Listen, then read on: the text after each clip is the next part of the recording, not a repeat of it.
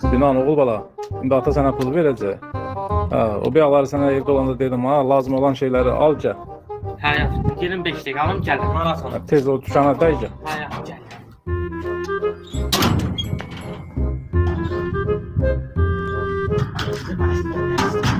Abi yan cıramasın, atam məni göndərib bana ki, öz otur konsey qalan ki, bir dağdan deyib söz edəyəmirəm.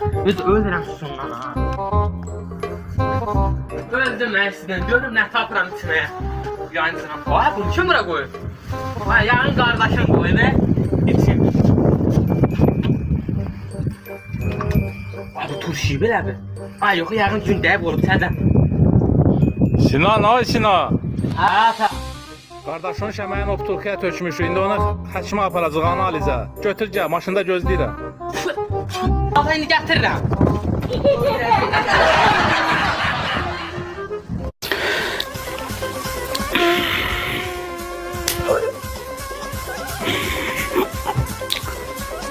Nazım abi.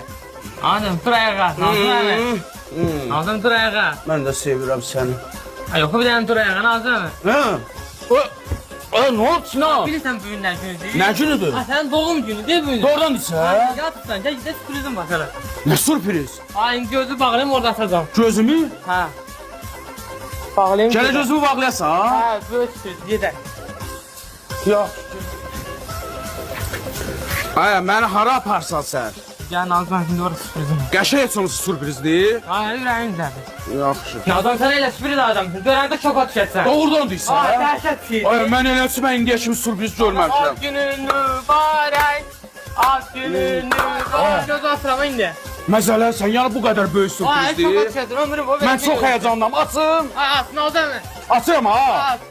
Ad günün mübarək ağzından təbrik edirəm səni. Bu nədir? Bu neyinlə mən? Gəldin Nazım bizi bir daşımasın da Nazım abi. Ay, məzələrsən məndən? Ay o bizi bir Və sən məni doyursan ha?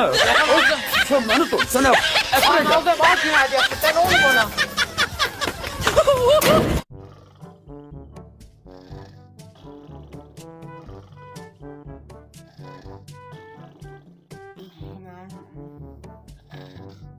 Ay vurdular məni.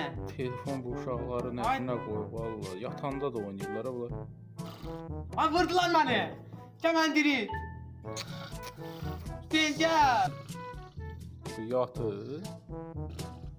Bu uşaq Ay, məktəbə komandiri. getməlidir. Bu niyə yatıb?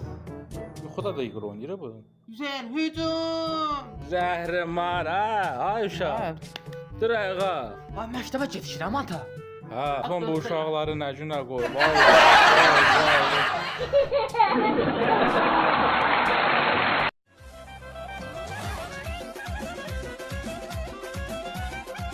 Hayda Allah sala bizə bir dənə pul yetir ha. Nə qəşəng dönər zad alıb. O hə dönər alarıq pul olur bir dənə yeyərsən.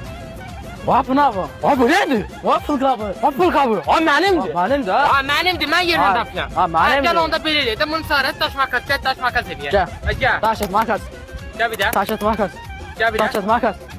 Ay bu nətər olacaq? Nətər böləcək? Canı belə eləyək. Ha. Səndə nə pul var? Hamısını Ha. görə özümüzə xərcləyək. Allah yox, dönər ayran hapsını al. Fıstım ayranı. Ha, bir dəqiqə gözlə ki, nə varsınız? Oğlum yerdən Al pul tap. dağıt da. Tapsan, tamsan sən.